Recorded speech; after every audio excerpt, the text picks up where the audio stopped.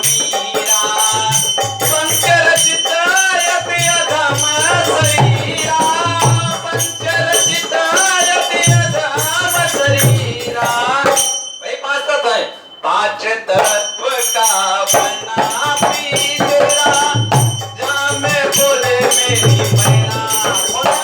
ये जीव है, सुख कौन भोगता है? ये शरीर भोगता है। आत्मा किसी की कोई भी सुख नहीं भोगती। हम कितना भी सुख अपने जीवन में भोग ले, ऐसे गाड़ी से चले, करोड़ों की गाड़ी, BMW, फॉर्च्यूनर, ऑडी, लेकिन आत्मा को सुख मिलेगा? आत्मा का शरीर ही साधन है। और जब ये शरीर सुख भोगता है तो आत्मा बड़ी दुखी होती है। बोलती है कि तेरे 4 दिन के सुख भोगने के चक्कर में मेरा 40 जन्म बेकार जा रहा है। 40 जन्म बेकार जा रहा है। तो भाव के साथ कहती है कुछ लेना, मेरे को कुछ नहीं लेना है तेरे सुख और दुख से। क्या लेना देना है?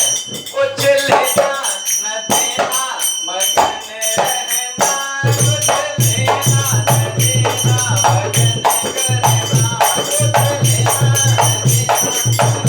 लेना न देना, कुछ लेना न करना।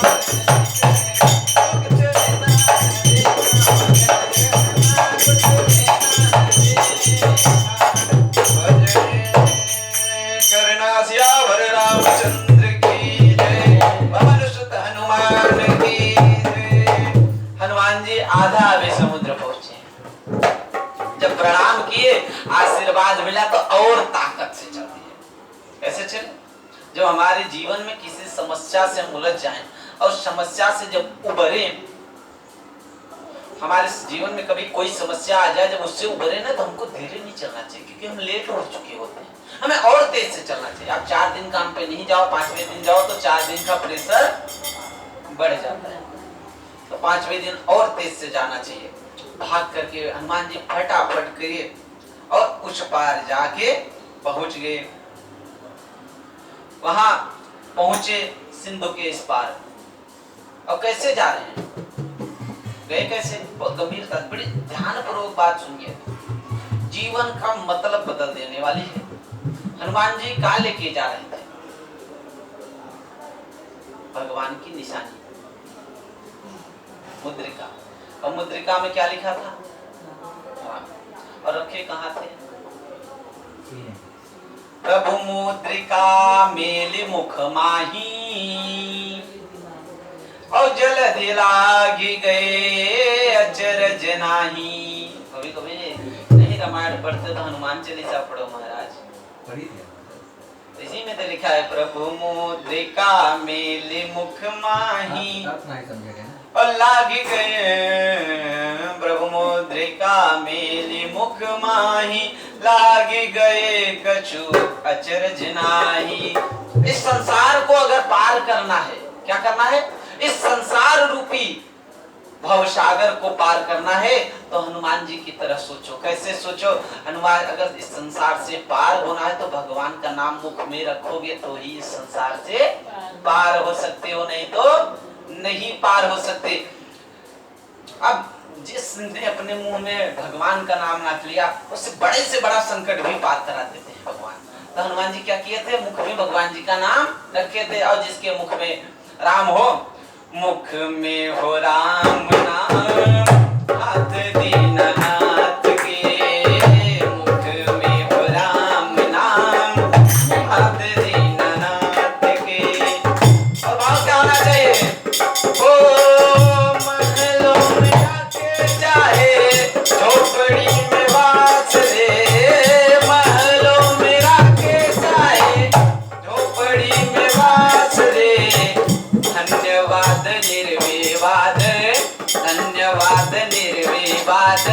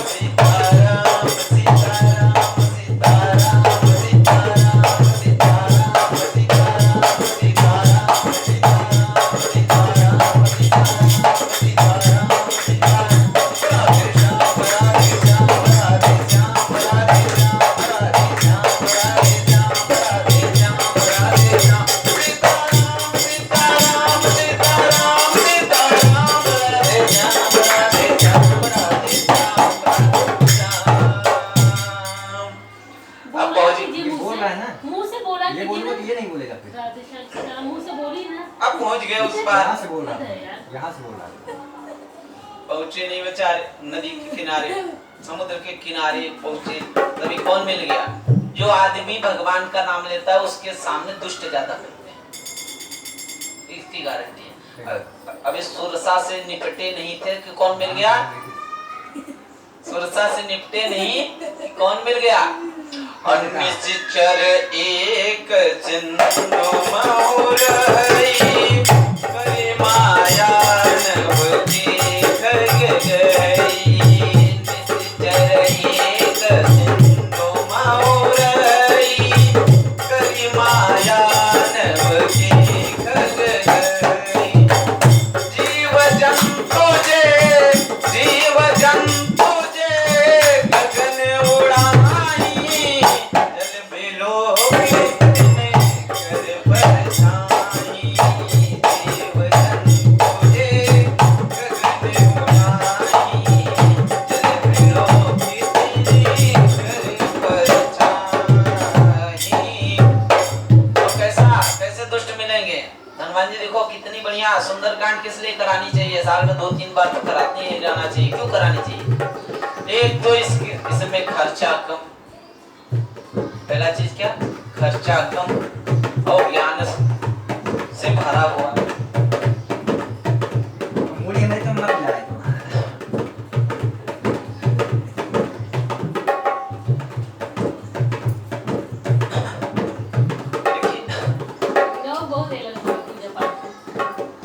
निश्चरी इस भवसागर के अंदर न जाने कितने निश्चर मिलेंगे आपको। उसी में से एक निश्चरी ऐसी थी जो जीव जंतु गगन उड़ाई। आप कितनी ऊंचाई पे जा रहे हो ना, वो आपकी परछाई जो था, आपकी परछाई आपके रूह से भी जलते रहते हो, खींचते हैं पीछे, नीचे है। अरे उड़ नहीं जा सके, ये ऊंचाई नहीं प्राप्त कर सके, ये आगे नहीं बढ़ सके। ये तो परछाई नहीं पड़ रहा है।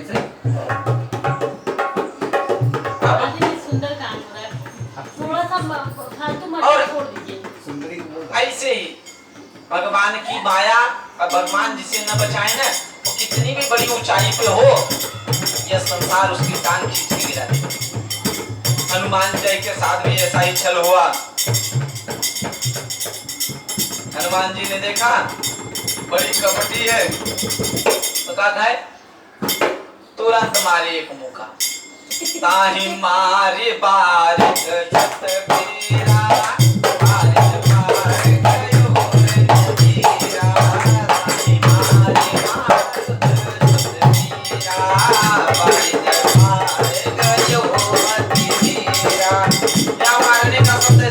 हमको भी अगर कोई टांग खींच रहा है तो लगे पटक के मारने का अर्थ है ऐसे व्यक्तियों को छोड़ देना चाहिए, ऐसे व्यक्तियों का त्याग कर देना चाहिए। हनुमान जी ऊपर से थोड़ी मारे, ऐसे को दुनिया का सबसे ताकतवर और सबसे ज्यादा पूजा जाने वाला जानवर है हाथी। कोई भी किसी के सामने से गुजर जाए तो लोग प्रणाम करते हैं, लेकिन एक चीज ये भी ध्यान देना, दुनिया में सबसे ज्यादा कुत्ते हाथी पे हैं। तो जिसकी जितनी ऊंचाई होगी उतना उसके पीछे भौंकने वाले भी होते हैं। अब हनुमान जी महाराज उस पार गए तो बड़े देखे तो हाँ बड़े देखे, बुद्धि चकरा गई। जब हम संसार में निकल जाए ना तो हमारी भी बुद्धि क्या होती है? चकरा जाती है। एक भक्त ने मुझसे पूछा, महाराज असल प्रेम क्या है? असल प्रेम क्या है? प्रेम की परिभाषा क्या होती है?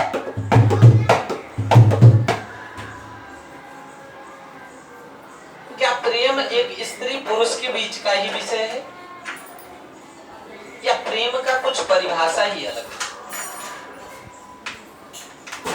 भगवान ने बड़ी सुंदर उपमा दी है। प्रेम का नाम है त्याग, प्रेम का नाम है बलिदान। वो प्रेम नहीं जिसमें प्राप्त करने की इच्छा हो, वो प्रेम नहीं जिसे हम प्राप्त करने की इच्छा ही रखें। प्रेम है राधा और कृष्ण, प्रेम है सीता और राम का, प्रेम है भक्त और भगवान का। प्रेम है लेकिन नहीं। हाँ ये भी कर सकते हैं, क्योंकि ऐसा भी प्रेम बहुत जरूरी है। गुरुजी ये क्वेश्चन है। मैं क्या पता करने में मानती सबका तो जहाँ रामायण होता वहाँ एक क्षण खातिर मुंबई लिया एक क्षण की खातिर। जब तक कोई तब तक नहीं। देखिए तुलसीदास जी महाराज बड़े परेशान थे कि हम भगवान के दर्शन कैसे करें। जो सबसे पहले आता हो और सबसे बाद में जाता हो उसका नाम है हनुमान। कथा शुरू होने से पहले आते हैं और शुरू खत्म होने के बाद ही हो जाते हैं। सब चले जाएंगे फिर हो जाते हैं। केहू भी रूप में आ जाइए। कहीं भी चींटी, बटा, धूम्र, कीड़ा। तुलसीदास को किस रूप में मिले ये भी जान लेते हैं। तुलसीदास जी व्याकुल हो गए। क्या तुलसीदास जी अपनी पत्नी के प्रेम में पागल थे। पत्नी चली गई मैके बेचारे दुखी। अब इतने दुखी घनघोर बारिश, लेकिन पत्नी विरह बारिश में भीगती निकलती। अब पत्नी नदी को उस पार गांव में रहती थी, कोई नाव नहीं। एक मुर्दा बहा जा रहा था, देखिए बोले हाथ नहीं पहुंच रहा तब तक एक सांप भी बहा जा रहा। सांप की मुंडी पकड़ ली, लपेट के फेंके, मुर्दे को पकड़े और मुर्दा पकड़ के उस पार ताकि